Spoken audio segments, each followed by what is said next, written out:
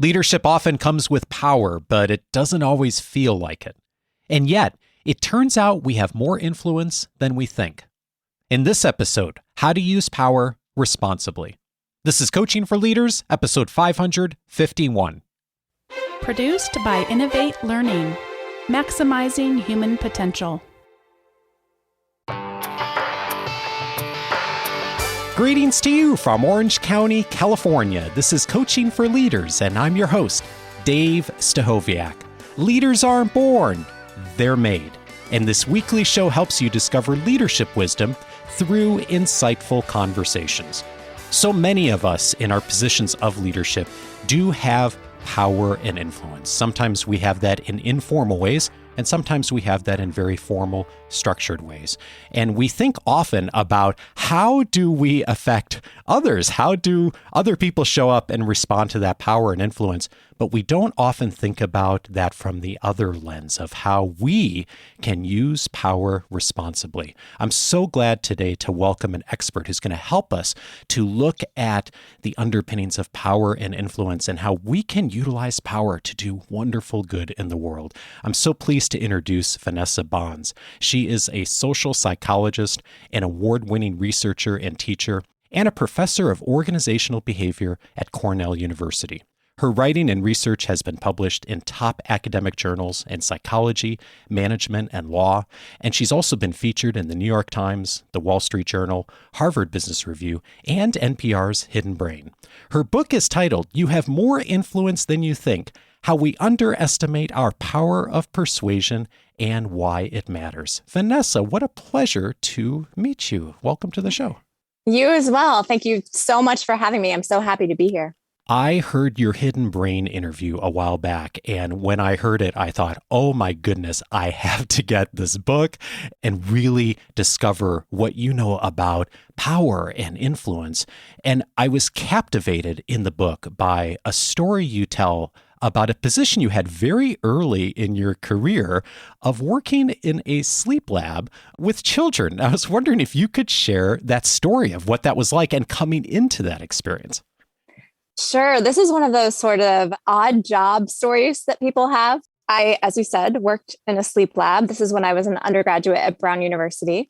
And what the principal investigator in charge of that lab was interested in was basically whether there is a shift when kids go through puberty so that they go to bed later and wake up later in the morning because of this actual biological shift in their circadian rhythms. So she wanted to show that this was an actual biological thing and not just, your teenager being lazy. And to do that, she had to get people to what's called free run. So you had to actually see their sort of underlying biology, their underlying circadian rhythms. And to do that, you have to take away all the external cues that tell the body what time of day it was. So we basically had this lab that was called Sleep Camp. And we had a bunch of prepubescent and postpubescent kids come to the sleep camp and spend a couple weeks there. And while they were there, there was no light. The light was incredibly, incredibly dim. So there was no sunlight to tell them what time of day it was. We couldn't have clocks or watches. We fed them sort of the same food every couple hours. So they didn't know if it was like breakfast or lunch. So we kind of kept any kind of cue that could tell them what time of day it was away so that we could see, what happens to their body when it just sort of naturally runs on its own. Fascinating. So super crazy environment, right? And you can imagine you've got like prepubescent kids, right? They're between like 10 and 14 in this dark, weird lab. And I will say, I don't want to make it sound bad. We did fun, campy things. We drew, we had books, we had movies, we had things like that. But, there was all this other stuff as well. And when I went into it, I had this idea. I kind of braced myself for this imagined chaos that was going to happen, that these kids were going to rebel, that, all these things we were going to have to ask them to do. Like they had to wear, electrodes on their heads. They had to fill out these forms every couple hours, spit in tubes, do all these kinds of uncomfortable things throughout the day. And I was kind of sure that it was going to be really hard to get them to do these things. And so I was bracing myself to be like this tough, camp counselor, scientist type who was going to really, make sure these kids stayed in line. And what happened is before these kids came in, we went through a training. And we went through this training with the principal investigator and this child psychologist who was there to make sure that, the kids' well-being was also being taken care of as part of this camp. And what they told us as part of this training just completely changed my whole sort of way of thinking about the situation. They didn't say, okay, these kids are going to rebel. You've got to, really kind of keep it together, right? They said, these kids are going to be nervous. They're going to not know what's expected of them. And they're going to be looking to you, right? They're going to expect that you have their best interests at heart. They're going to go along with whatever you ask them to do. And so it's not about maintaining this order and this control and this influence. They were telling us basically, you have a lot of influence over these kids. And if you're making them uncomfortable or you're asking them to do something they don't want to do, they may not tell you. And so you need to be super aware and super attuned to what they're feeling in the moment, that it's really not about necessarily gaining influence over them, but taking responsibility for the influence that you're going into this situation with already. You write in the book, power can sometimes lead people to underestimate the impact of their words and actions on others even more. In other words, the very people with the most influence over others may be especially oblivious to that influence. When I think about those words, it just captures so much of the research you cite in the book that we just don't see it, especially when we have power, do we? That's right. So you would think when you're in this position of power, like I was over these kids, or you can imagine, just a boss over their employees, you would think that you would be hyper aware that, people are going to find it hard to say no to you. And, they may not be willing to voice disagreement with you. But in fact, it turns out that the very time when we have the most influence and the most power, there are also these psychological effects of having that power that make us even more blind to the impact that we have on others. So, for example, research shows that when you're in a position of power, you're less likely to take the perspective of the people around you. And, that sounds like a bad thing, but it's really kind of just the way things are, because when you're in a position of power, presumably you control the resources and the outcomes. And so it's not as big of a deal if you don't know exactly what's going on in other people's heads, because you don't need them to sort of get the resources. But other people are super attuned to what's going on in your head. They really want to figure out what motivates you, what drives you, what you're feeling, because you are in control of the resources. And so because of that, you're not sort of spontaneously wondering, if I said something, I wonder, if they took that the wrong way. I wonder if they feel offended by that. How do they feel about me now? We're just not thinking about that as much because it doesn't matter as much. And then there's another aspect of having power, which is that when you have power, you don't have to worry so much about what other people are doing or what the situation kind of calls for. If someone asks you to do something and you're in a position of power, you can say, nope, I don't want to do that. I just don't feel like it. And you can feel very free to sort of shrug off some things. Because of that, we may forget that other people don't feel that same freedom. So we kind of overextend that psychological experience of having power, of feeling like, I don't have to do things if I don't want to do them. That, no one has to do things if they don't want to do them. And so, for example, if I ask a subordinate to do something that they may feel uncomfortable with, or something that really interferes with their, work-life balance, for example, if I ask them to work over the weekend, they may really feel uncomfortable saying no to us, even if we feel like, if they don't want to do it, that's fine. They'll just let me know. But we're not aware of that. Yeah, my favorite line in the book, and I highlighted it a whole bunch when I read it, is this line. You write, "A powerful person's whisper can sound more like a shout to the person they have power over." And I was reflecting on that in the context of one of the other stories that you write about, an unfortunate story, but I think one that we could learn a lot from, is a situation that involved Division I basketball, and it was termed strip basketball. I'm wondering if you could paint the picture for what happened in that scenario, because I think it's a really interesting example of exactly that. Yeah, as you said, this was a really unfortunate story, but it really does highlight so many of the things we're talking about. So this was the case of a Rutgers basketball coach who was running a basketball practice session.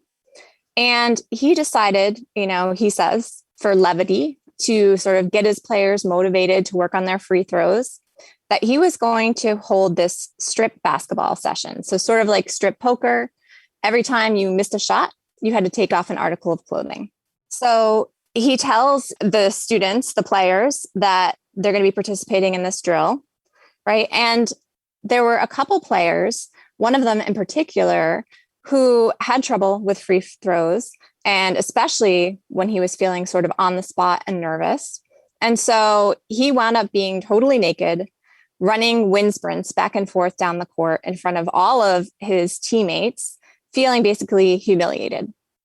After the fact, of course, this really stuck with him and he was pretty upset about it. And he wound up, suing the coach for harassment. And we kind of get an insight into both the players and the coach's psychology as we look at how they talked about this lawsuit. It was pretty heavily covered. And so there's a lot of quotes out there about, well, this is what was going on. And if you look at sort of the coach's perspective, he says things like, I didn't force anybody to do this, right? If they didn't want to do this, they didn't have to. I was just trying to add some, levity and fun and change things up in a practice session. And if you look at what the actual player is saying, he's saying, this is an actual coaching session, an actual official Rutgers practice where my coach is asking me to do this thing. It's not voluntary, right? It doesn't feel voluntary to me as much as the coach says this was a voluntary thing to participate in. But to the player, it really didn't feel voluntary. And yet, again, if we're sort of giving the coach the benefit of the doubt in this case, but I think a lot of us maybe could find ourselves in a similar position. We might not imagine asking someone to do something so egregious, but we might not realize that when we ask someone to do something, we may think it's going to be voluntary if they go along with it, but they don't actually feel like they are doing something voluntarily because we're their boss or we're their coach. It's really a fascinating example of that whisper being perceived like a shout because of the power dynamics. And it's interesting. It's one of many situations you cite of examples where the person with power, I mean, who knows what was in their heart, right? But the person with power seems to be taken aback, like when something like this all of a sudden explodes or there's a lawsuit, seems to be taken aback by how others perceived it. And oftentimes we look at these situations, don't we, from the person who's been victimized or the person who, was the less powerful person, but we don't think about it from the perspective of what is it the person that had the power, how are they approaching the situation? And there's just a brilliant paragraph in Chapter 6. You write, people in positions of power seem to feel freer to do what they want to do, but that's not all. As it turns out, an important consequence of feeling like you are free to do what you want is that you assume that other people are also free to do what they want. This leads people in positions of power to view others' actions as more freely determined and opens the door for blaming others for things that they may in fact be beyond their control. That's just such an insightful concept in thinking about that basketball situation, isn't it? Yeah, absolutely. And, in that same section, I talk a little bit about some empirical research that also supports that idea that when we're in a position of power, we wind up blaming people for things that are kind of beyond their control, right? So, for example, if an employee gets stuck in traffic, right, and is delayed and they really have no way to get to the office, people with higher power who are kind of instructed in an experiment to recall a time that they had power are more likely than people who recall a time they were in a low power position to say that person is responsible for being late, to sort of not take into account all those situational constraints. So two people reacting to the same scenario, right? But when we're in power, we see what that person did, getting stuck in traffic, as their own fault more than when we're not in a position of power. It's amazing. And the consistency of it is so interesting too, in the research of how consistent it is in so many different situations. And yet also interesting and really hopeful for me as I read through your research is that this isn't inevitable. Some people actually become more aware of their influence over others. And there's a distinction between the people who tend to go down this route, many people who end up ignoring the perspective of others and feel freer to do whatever they want, and the people who actually look at power in a different way. What's different about those two paths? That's right. So when you think about power, there's two things that come with power. One is opportunity, right? You can do more things. You have more resources available. You can kind of set the tone for something. You can make a plan, right? There's all this opportunity and, even to like enrich yourself and enrich other people. But it also comes with something else, and that is responsibility. All of a sudden, when you're in a position of power, there's not just all these opportunities to do these great things, but now you're also responsible for all these other people's outcomes. And there's some people who seem to naturally sort of gravitate towards thinking of that latter part of having power. They think more about the responsibility angle, and they're more sort of attuned to the impact of their actions on other people. And because of that, when they're in situations, where they are speaking in a meeting or making decisions, they're also thinking about how their words are impacting others, more so than people who are thinking of power as opportunity and are sort of doing these things that we mentioned before, where you're just not even considering what's going on in somebody else's mind. So it's not inevitable, as you said, if you actually can reframe power as something that comes with responsibility. And the thing is, research shows that we don't like to do that, right? Because that makes power a lot less desirable.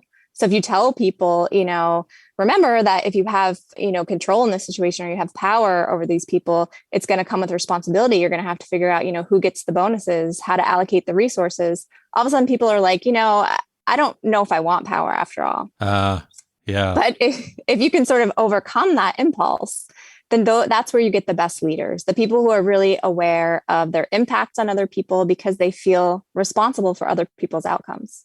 It's fascinating. And you cite the research saying that those who think about power as responsibility and really lean into that, they assign fairer workloads, they show greater sensitivity interpersonally, they tend to avoid crossing over inappropriate lines, like some of the examples we mentioned earlier.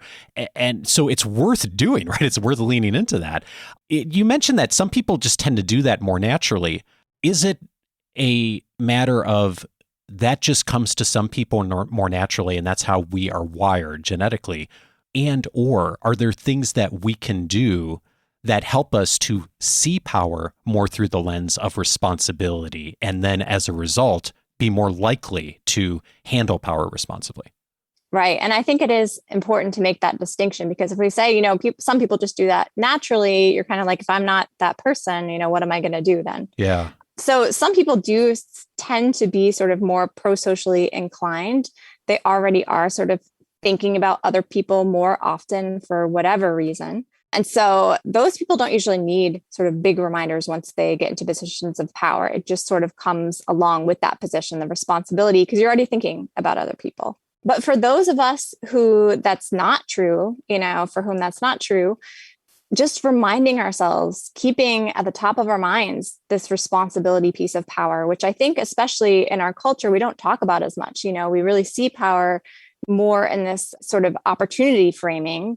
We all want more and more and more power, right? But to actually be aware of at each step, that power also comes with more and more and more responsibility.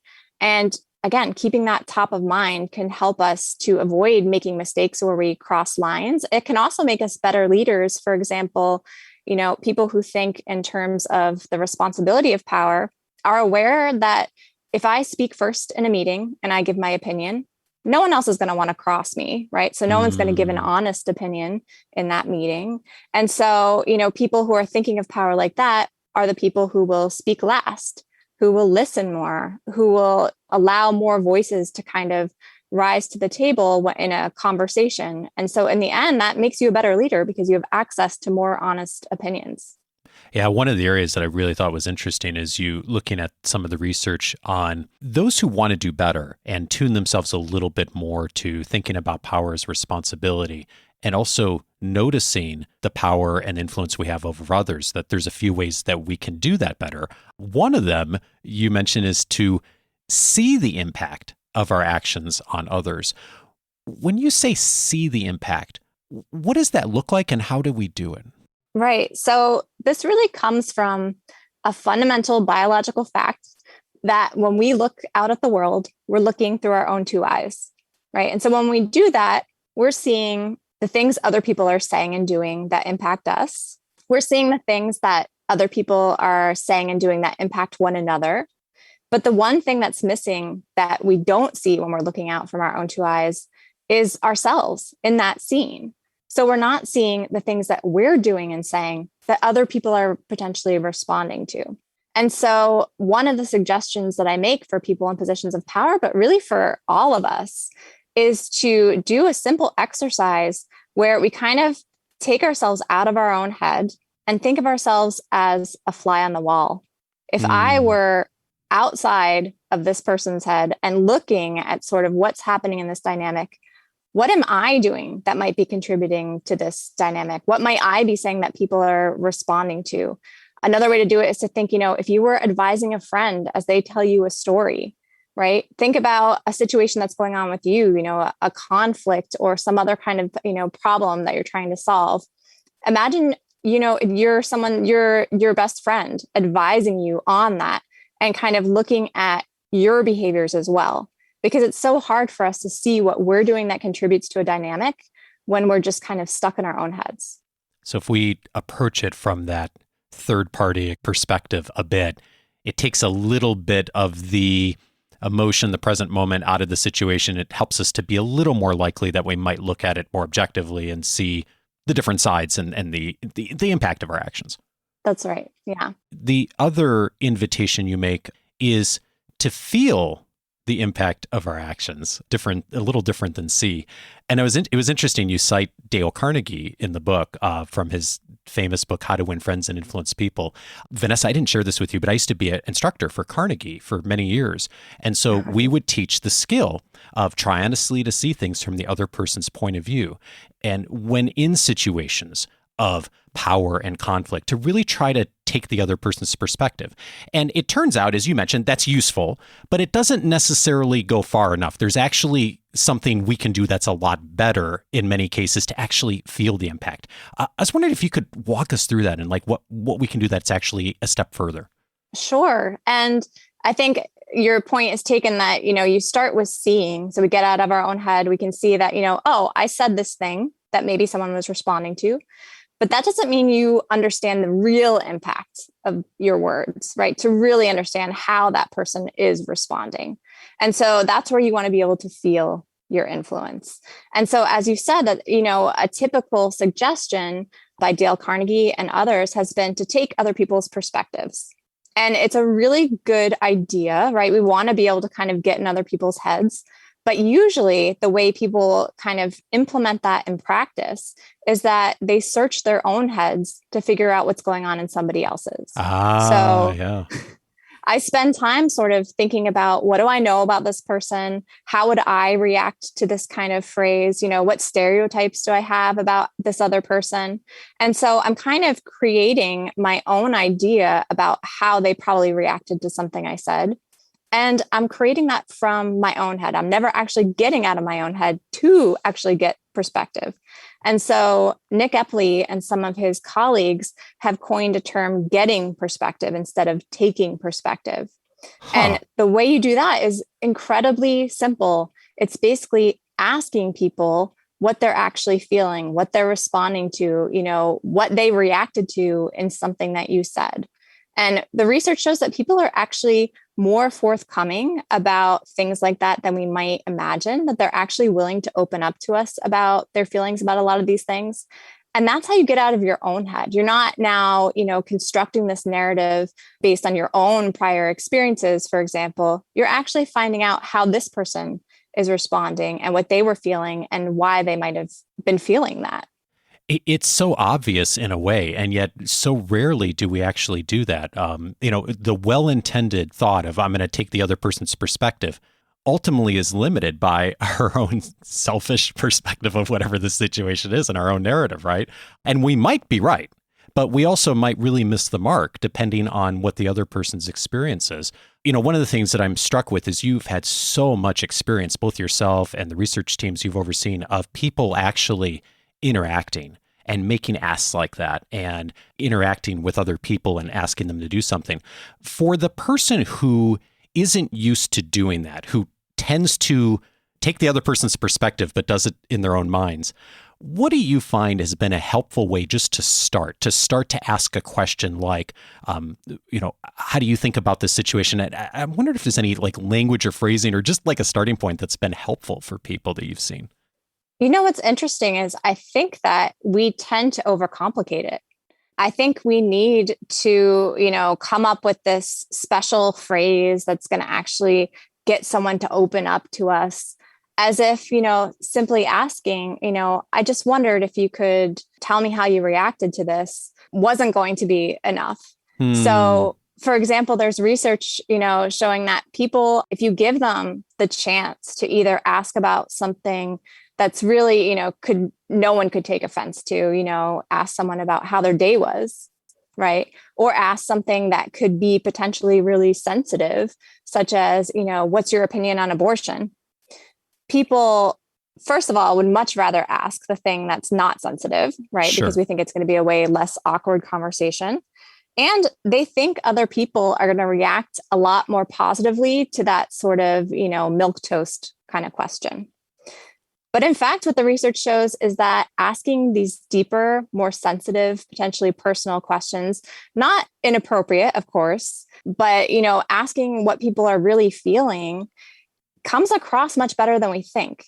People are actually happy to open up, more willing to open up, and the conversation goes much less awkwardly than we tend to think. So as much as, I think it's nice to be gentle, sometimes to ask for advice. That's what a lot of people try, could you give me advice on how I could do this better, right? Especially if you're in a position of power, that kind of gives a little bit of power to the other person. So there are sort of little phrases that you could use, but I think at the end of the day, it's just the doing, just the asking and, accepting that someone else is likely to open up and share with you more than you may realize. We've heard so much in recent years about the challenge of loneliness in our society at so many different levels and demographics. And of course, the pandemic has complicated that in so many ways. And I think like how much we all yearn for real, genuine connection. And yet we tend to end up talking about the weather or just starting with something that's really simple. And it's interesting that the research says, hey, obviously there's contextual, like you're not going to walk into a coffee shop and ask someone's opinion on abortion who you've never met, right? But within the context of a conversation that you're having, like I hear an invitation to like have the courage to get real and like ask about emotions and feelings, and that people are actually a lot more likely and willing to want to share that than we assume often. That's right. Yeah. There's even, and again, this gets into sort of the realm of what's appropriate in a workplace context versus what's not. But there is this survey that the New York Times has published before. That's, the questions you can ask anyone to get to fall in love with them, basically. And a lot of them are these kinds of, I'm interacting with a stranger, and instead of just having these kind of generic conversations about the weather, I ask them, when's the last time you cried?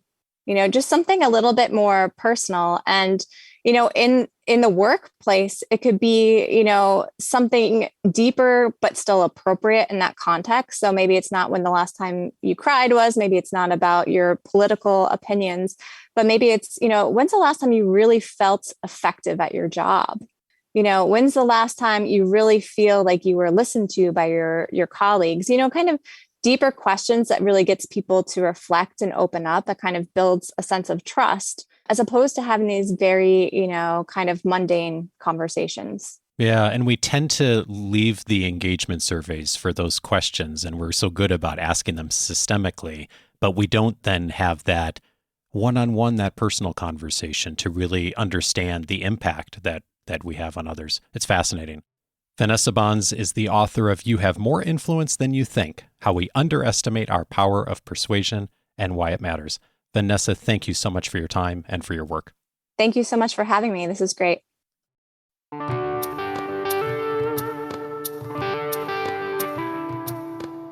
If this conversation was helpful to you, several others I'd recommend. One of them is episode 254, Use Power for Good and Not Evil. In that conversation, I welcome Dacher Keltner to the show from Berkeley at the Greater Good Center and talking about his research on power and what he calls the power paradox.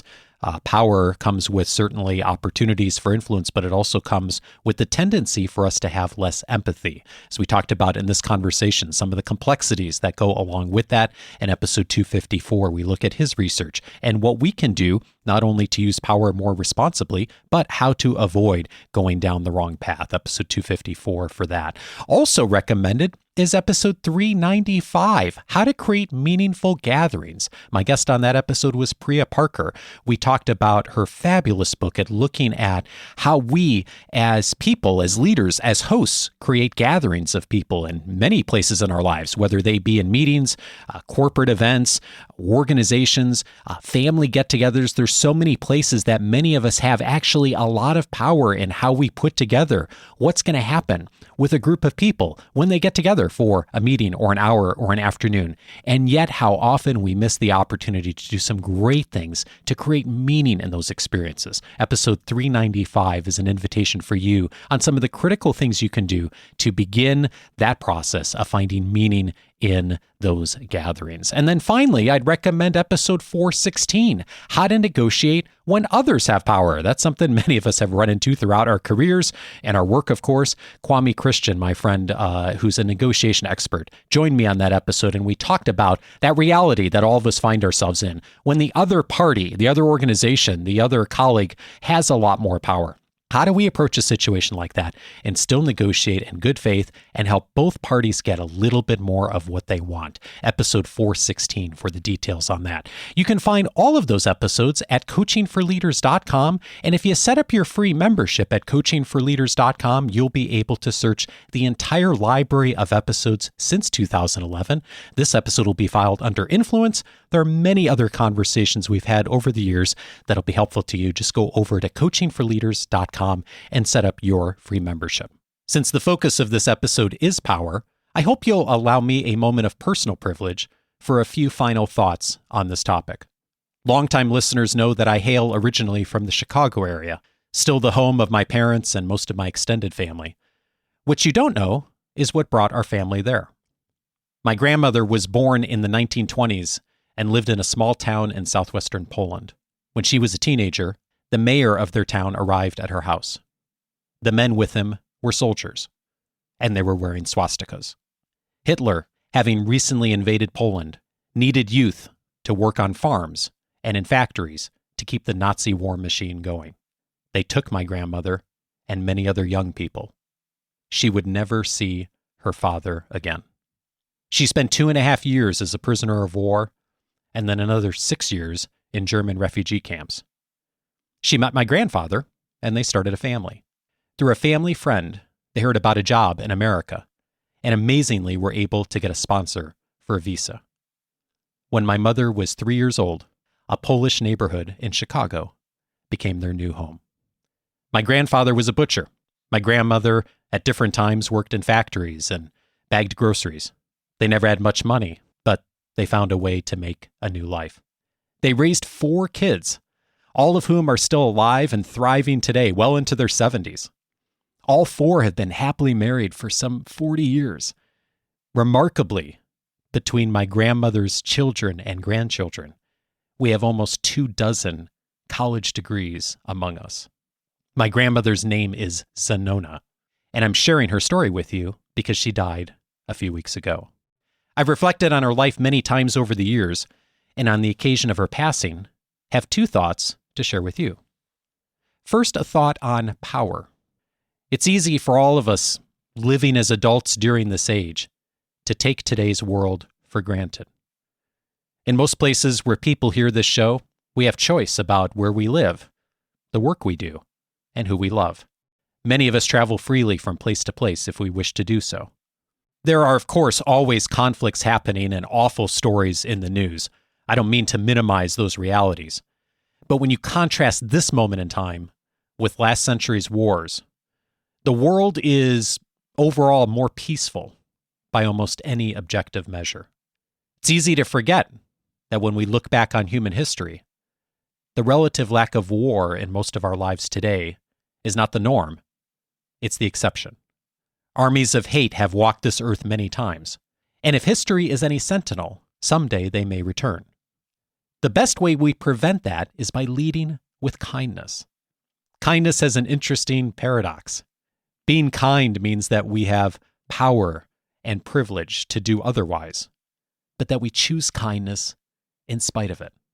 My grandmother made it through the war, not just because of a president or a general, but more so because a German woman, who had a lot more power than she did, was kind to her. Most people who listen to this show have power, and thus the opportunity for kindness. The conversations I have with you each week are a reminder for me to make kindness an affirmative choice each day. My second thought is one of gratitude. I wouldn't be here today if it weren't for Zenona. I'm grateful for her life and what she means for our family. And I bet you have a Zenona in your life too. Perhaps like my grandmother, they escaped from a war to find a better life. Or maybe they supported your education, or came alongside you at some point as a teacher or mentor. Perhaps your Zenona lended an ear, or a shoulder, or a home at a time you were struggling. When we were her guests on Christmas Eve, my grandmother always set an extra place at the table for the unexpected traveler who may be seeking food and shelter. When I was a child, crowding the table with an unused chair seemed silly. Now, with the benefit of age, I sometimes do the same. She, of course, was once that unexpected traveler, and I think so too are all of us travelers, just trying to find our way. None of us are self-made. By the grace of God we go, so often the guests at someone else's table. It's been many years since I didn't air an episode on a Monday, but this show will be dark next week in my grandmother's honor, and in the honor of all the Zenonas who have lifted us up. So I have an invitation for you. If next week you happen to notice when a new episode doesn't appear, perhaps you might join me in taking a moment to remember your Zenona. If they happen to be close by, maybe you could thank them personally. If they're far away, perhaps you could reach out. And if, like my grandmother, they're in heaven, maybe just pause for a moment and say a quiet thank you. I'll be back with you in 2 weeks. See you then.